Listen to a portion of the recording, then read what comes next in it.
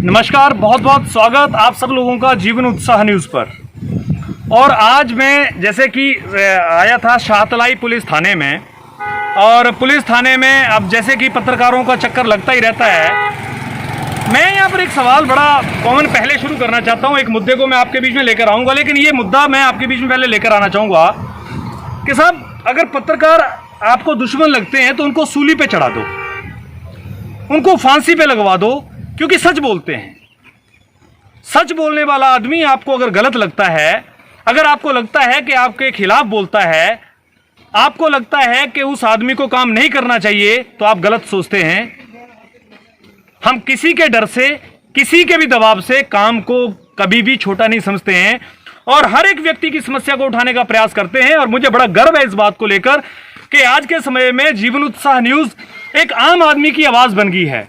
एक आम आदमी को जब कोई समस्या होती है, वो बाद में अधिकारी को फ़ोन करता है, जीवन उत्साह न्यूज़ को सबसे पहले फ़ोन करता है। इसके लिए मैं आप सब लोगों को धन्यवाद करता हूं।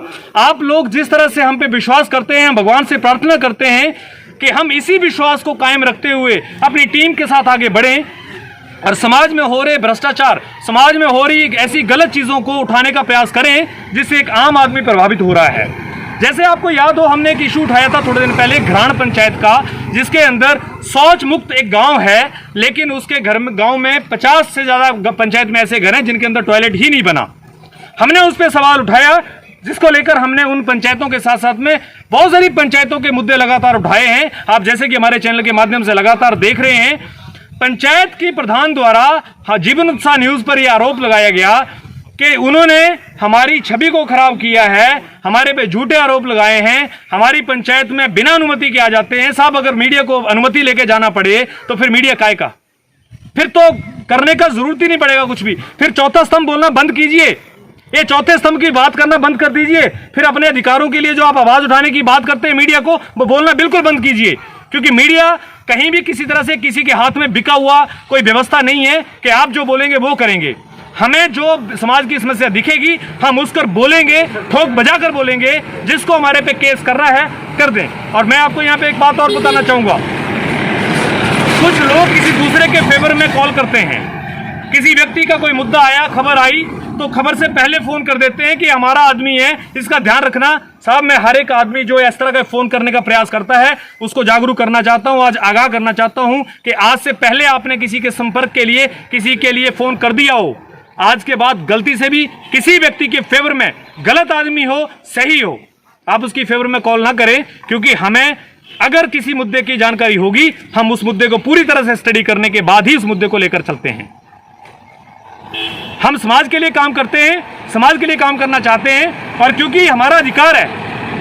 अगर पत्रकारों के लिए थानों में शिकायतें इसलिए दी जा रही हैं कि पत्रकार पहले मान जाए, समझौता कर ले, और नहीं करे तो उसके खिलाफ कोई आरोप लगा दिया जाए।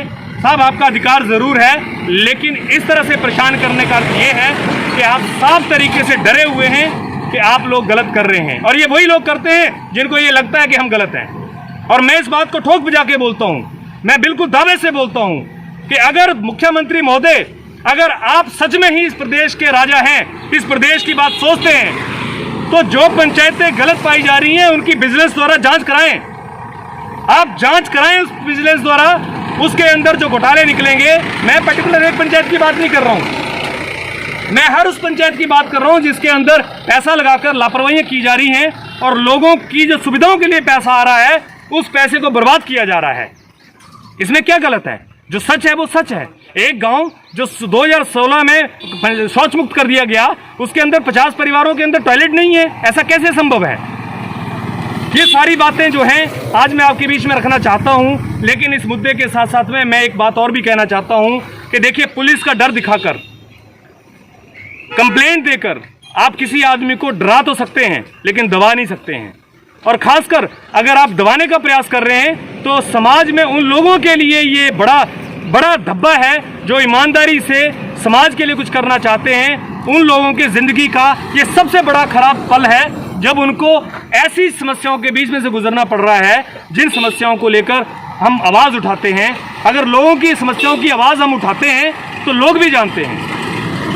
एक भी आदमी दावे के साथ में हमें ये चैलेंज नहीं कर सकता कि हमने उसको कभी गलत तरीके से प्रयास किया हो या उसको कहीं उसका पक्ष न रखा हो। ये बात अलग है कि कई बार कोई व्यक्ति अपना पक्ष नहीं देना चाहता है, लेकिन सच ये है कि जीवन उत्साह न्यूज़ बहुत ईमानदारी के साथ में अपने कार्य को करना चाहता है। समाज के अंदर हो रही कुरीतियाँ, समाज के अंदर हो रहे इस तरह के जो भ्रष्टाचार हैं, उनको उठाने के लिए हम संकल्प हैं और हमारी पूरी टीम जो भी कार्य करती है उनको हमारी तरफ से एक ही हमेशा गाइडेंस दी जाती है कि जब भी लड़ें समाज के लिए लड़ें, क्योंकि समाज के लड़ाई करने वाले लोग अगर नहीं रहेंगे तो भ्रष्टाचारी इतने कदर फैल जाएंगे कि आपके समाज में निकलना मुश्किल हो जाएगा। बहुत इस मुद्दे को लेकर मैं बड़े स्तर पर मांग करता हूं मुख्यमंत्री महोदय से, डीसी बिलासपुर से या जितने भी उपायुक्त हिमाचल प्रदेश के हैं उनसे, पंचायतों के अंदर जिस तरह से 14वें वित्त का 15वें वित्त का मिसयूज हो रहा है, जिस तरह से चाचा भतीजावाद हो रहा है, खड़ों के रोड़े लगाए जा रहे हैं, ट्रैक्टर वहां से बुलाए जा रहे हैं और बिल जो है वो क्रशर के दिए जा रहे हैं, सीमेंट की कोई अकाउंटेबिलिटी नहीं है। जितने भी अधिकारी कर्मचारी हैं, क्या उनके संज्ञान में ये बातें नहीं है? एक इंक्वायरी होती है, उस इंक्वायरी को इंक्वायरी बॉक्स में डालकर कई सालों तक रखा जाता है, कोई जांच उसकी नहीं होती है। आम आदमी शिकायतें दे दे के थक जाता है, मुख्यमंत्री हेल्पलाइन से लेकर हर एक जगह पर आदमी कंप्लेंट देता है, लेकिन उसकी कहीं नहीं सुनाई होती है। उसके बाद अगर वो मीडिया के पास जाता है, जो ईमानदारी से काम करके उस आवाज को उठाना चाहता है, उस मीडिया को भी दबाने का प्रयास किया जाता है, उसके खिलाफ भी झूठी कंप्लेंट दी जाती है। ऐसे लोगों के खिलाफ क्यों ना कार्रवाई की जाए? मेरा डीसी महोदय बिलासपुर से निवेदन है कि सबसे पहले जो घराण पंचायत का इशू उठा है उसमें प्रधान को सस्पेंड किया जाए, तुरंत प्रभाव से सस्पेंड करने के बाद में उस मामले की जांच की जाए, क्योंकि उस मामले के अंदर अगर वाकई में ही सच्चाई है, जो टॉयलेट्स बनाई नहीं गई हैं और शौच मुक्त पंचायत की गई है, उसका जवाब मुख्यमंत्री महोदय आपको भी देना पड़ेगा। जीवन उत्साह न्यूज़ के माध्यम से मैं ये बार बार बात बोल रहा हूँ कि पंचायतों के अंदर जो भ्रष्टाचार हो रहे हैं, पंचायतों के अंदर जो गलत तरीके से कार्य हो रहे हैं, उसका जिम्मेवार कौन है? पंचायती राज मंत्री श्री वीरेंद्र कंवर जी, आपको इसके ऊपर संज्ञान लेना चाहिए, क्योंकि पत्रकारों को तो आप मुकदमे का डर देकर धमका सकते हैं, डरा सकते हैं, आप किसी नेता का फोन करा सकते हैं, किसी चहेते का फोन करा सकते हैं, लेकिन लोगों की समस्याओं का समाधान कौन करेगा? कौन है जो उनके पास आएगा और उनको बोलेगा कि सर ये हमारी समस्या है, हम इसके समाधान हम करते हैं? कोई नहीं है। अधिकारी प्रशासन सबके पास ये बात है, लेकिन कोई सुनने वाला आम आदमी की नहीं है। बहुत व्यथा होती है इस देश में, जहां पर प्रधानमंत्री नरेंद्र मोदी दावे करते हैं या सभी सरकारें दावे करती हैं कि हम देश को भ्रष्टाचार मुक्त बनाएंगे।